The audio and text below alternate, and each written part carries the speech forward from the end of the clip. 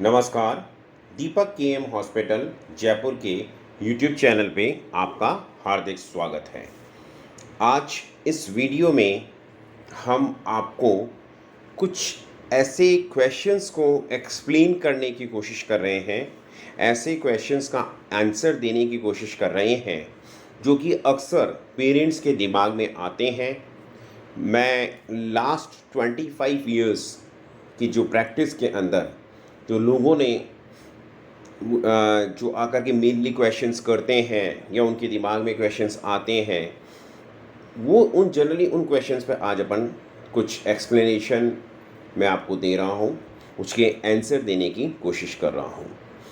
ये awareness video है, कोशिश करिएगा अगर आपको अच्छा लगे तो एंड तक वीडियो तक बने रहें। फर्स्ट कन्फ्यूज़न या क्वेश्चन जो कि पेरेंट्स के दिमाग में रहता है कि बच्चे में किस उम्र तक फ़ायदा आ सकता है। देखिए, इसका जवाब ये है कि जनरली किसी भी उम्र के अंदर जो है रिज़ल्ट आ सकता है, ये कहना बड़ा मुश्किल है।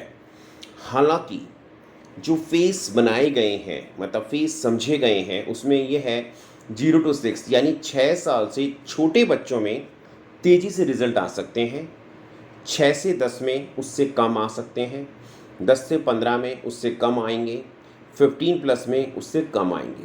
पर ये बड़ा मुश्किल है कहना कि किस में ज़्यादा आ सकते हैं। कॉम्पैरेटिवली जितना छोटा बच्चा होगा उसमें रिजल्ट आने की संभावनाएं, पॉसिबिलिटीज़ ज़्यादा रहती हैं। दूसरी बात, कई बार बड़े बच्चे होते हैं उनमें पॉसिबिलिटीज़ काफ़ी कम होती हैं पर उनमें बहुत अच्छे रिजल्ट आ सकते हैं।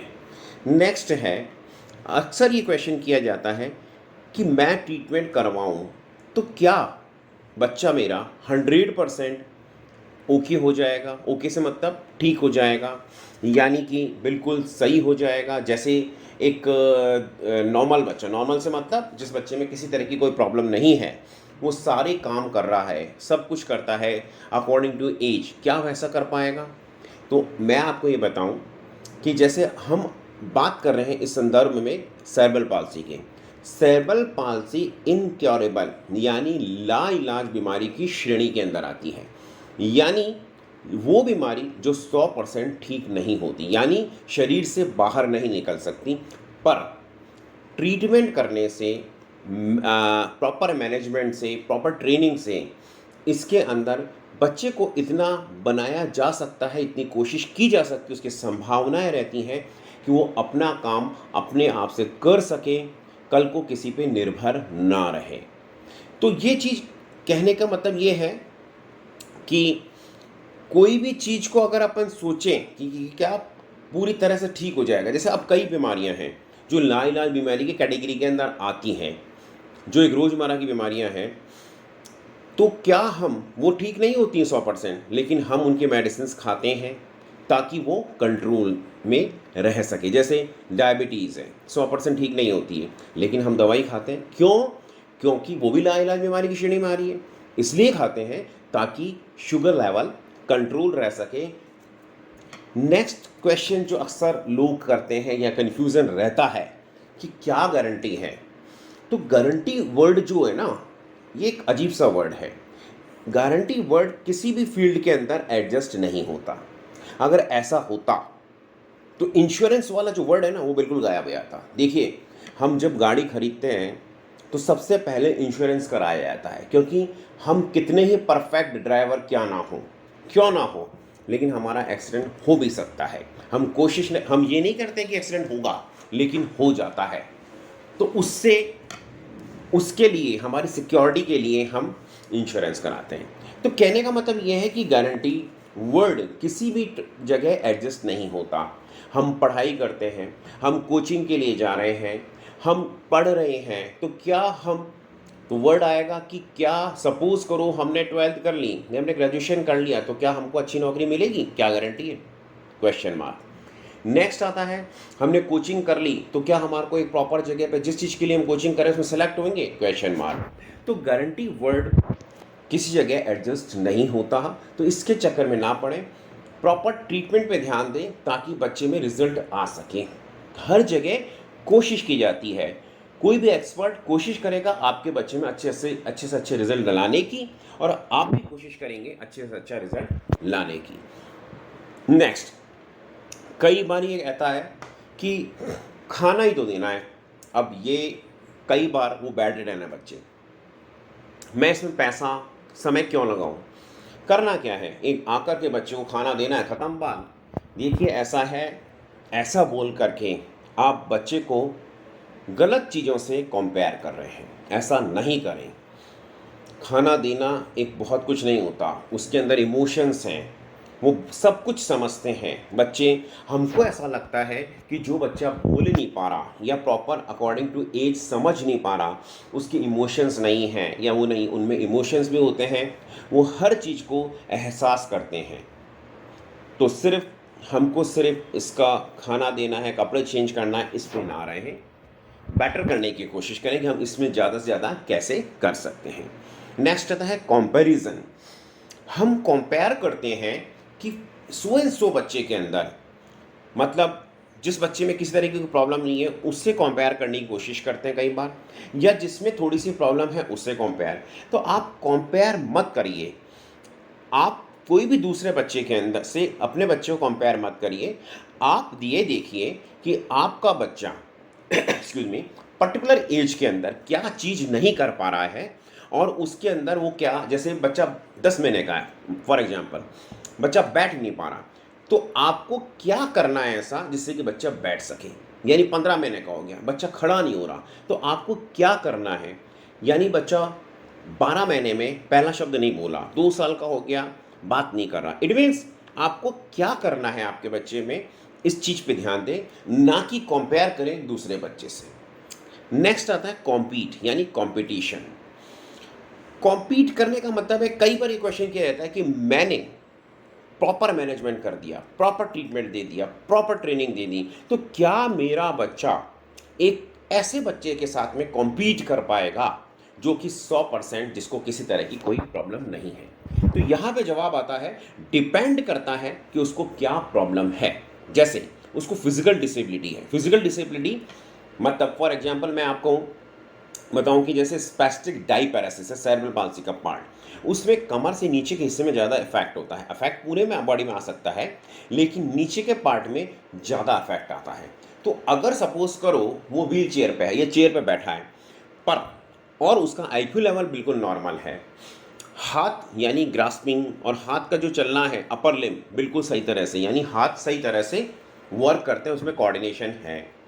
तो जैसे सपोज कोई कंपटीशन है, जैसे चेस का है, कैरम का है, तो वो जिस बच्चे में 100% कहीं कोई प्रॉब्लम नहीं है उससे कॉम्पीट कर सकता है।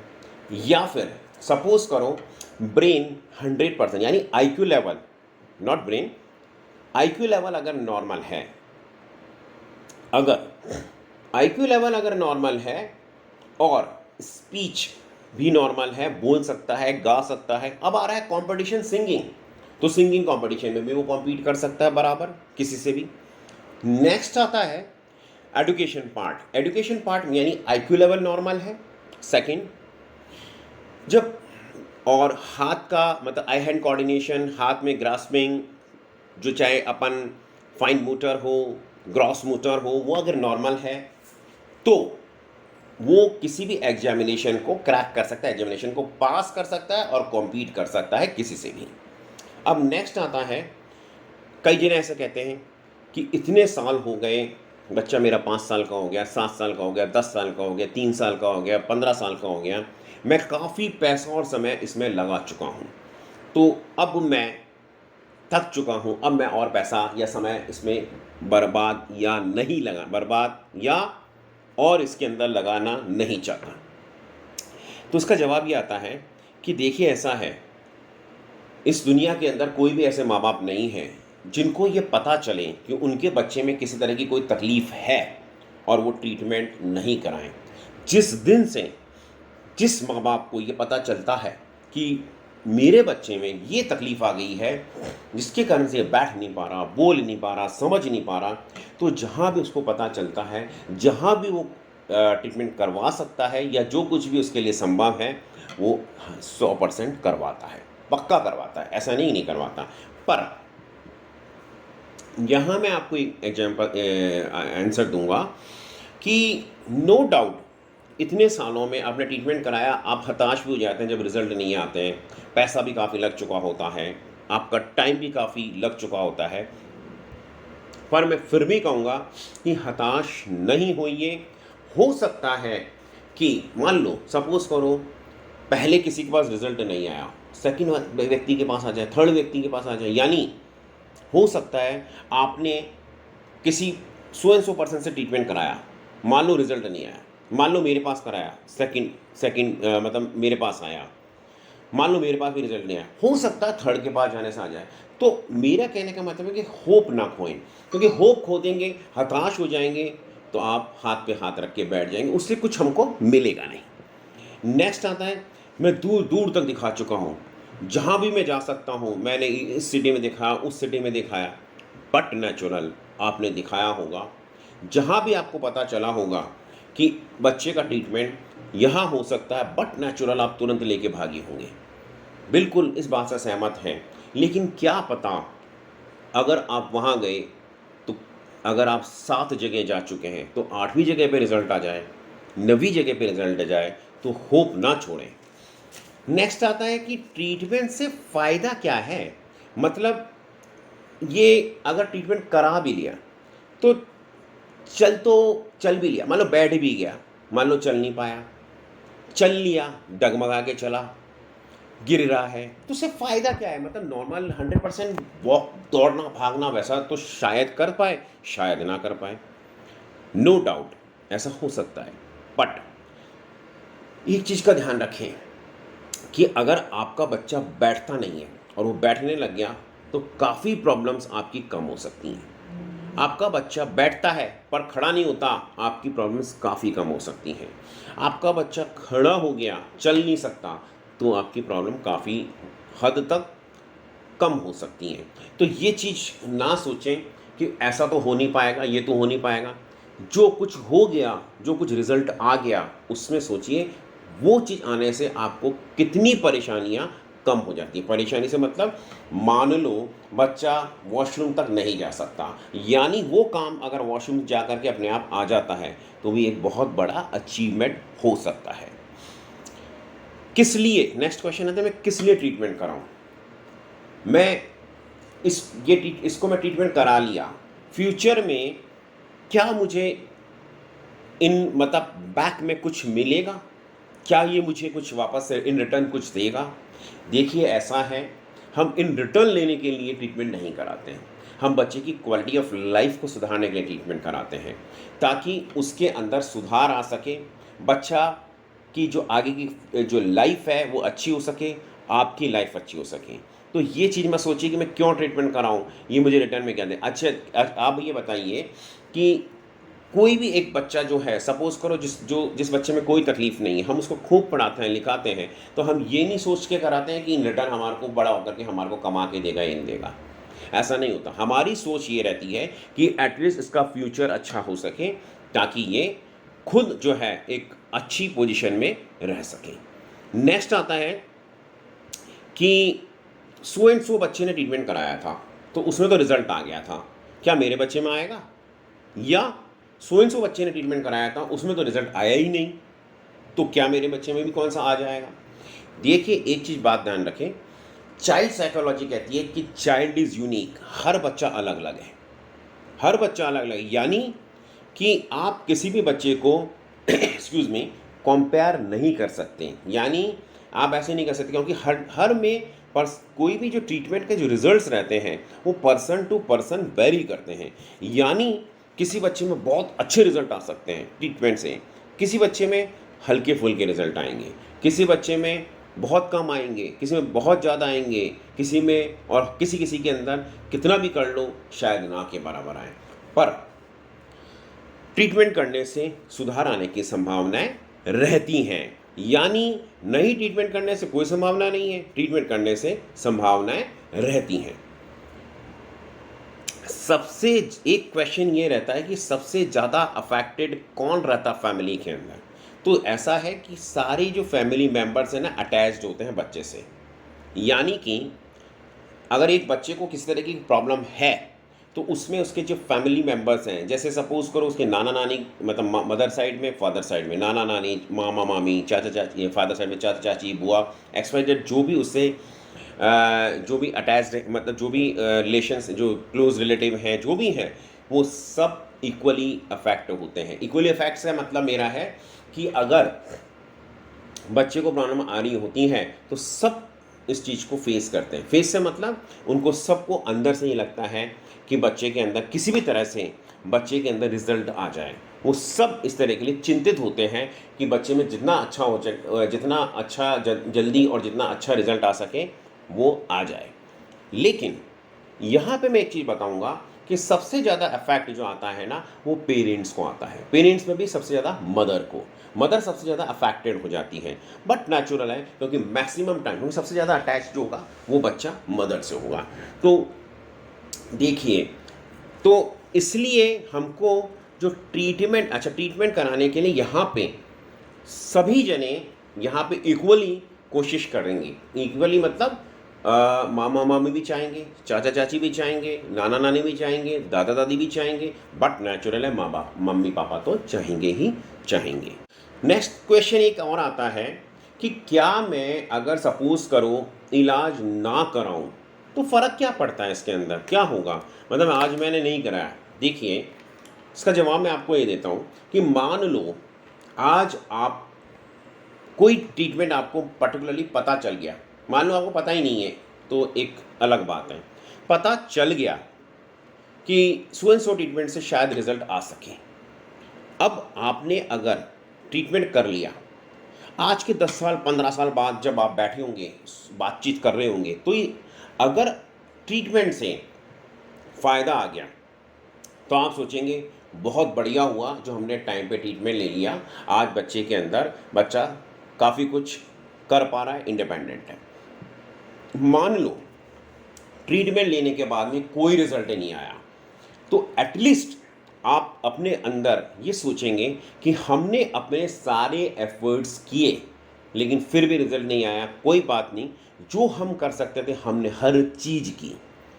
नेक्स्ट ये आता थर्ड पॉइंट, अगर आपने ट्रीटमेंट नहीं लिया और बच्चा में कोई रिजल्ट नहीं आया तो 10-15 साल बाद आप सोचेंगे कि काश हमने उस समय सो एंड सो ट्रीटमेंट ले लिया होता या उस समय मैनेजमेंट कर लिया होता, ट्रेनिंग करा ली होती, तो आज शायद हमारा बच्चा चल रहा होता, बैठ रहा होता या उसमें काफ़ी अच्छे रिजल्ट आ गए होते। अब नेक्स्ट आता है कि कितना संभव है रिजल्ट का आना। देखिए, मैं आपको पर्टिकुलरली केस में ये बताऊं कि जैसे सेरेब्रल पाल्सी केसेस में रिजल्ट आना, लाना इतना आसान नहीं है। मतलब ट्रीटमेंट देना उसमें रिजल्ट लाना इतना आसान नहीं है। एक चीज़ मैं आपको एक एग्जांपल दूं छोटा सा, कि चलती हुई गाड़ी अगर ख़राब हो जाए तो उसको चलाना, रिपेयर करके चलाना शायद आसान हो सकता है, लेकिन जो गाड़ी कभी नहीं चली उसको चलाना इतना आसान नहीं होता है, वो थोड़ा सा कॉम्प्लिकेटेड हो जाता है। जैसे में कुछ प्रॉब्लम्स ऐसी होती है जिसमें बच्चे, किसी व्यक्ति को मान लो पहले वो चलता फिरता था, दौड़ता भागता था, सब कुछ करता था, उसको कोई प्रॉब्लम आ गई, उसके कारण से वो बेड रिडन हो गया। अब बेड रिडन हो गया तो ट्रीटमेंट के बाद में हो सकता है वो ज़िंदगी भर बेड रिडन रहे, हो सकता है उसमें 50% रिकवरी आए, और हो सकता है कि उसमें इतनी रिकवरी आ जाए तो पता ही नहीं चले। लेकिन उस केस के अंदर वो व्यक्ति पहले सब कुछ कर रहा होता है, यानी करता था, पर इस केस में यानी सेरेब्रल पाल्सी केस में बच्चा कभी बैठा ही नहीं था, उसको हम बिठा रहे हैं, हम उसको चलाने की कोशिश कर रहे हैं, तो इसका जो ट्रीटमेंट, इसका जो मैनेजमेंट, इसकी जो ट्रेनिंग इतनी आसान नहीं होती। इतना अपन ये सोचें कि एक जादू की छड़ी घुमाएं और तुरंत रिजल्ट आ जाए, ऐसा संभव नहीं है।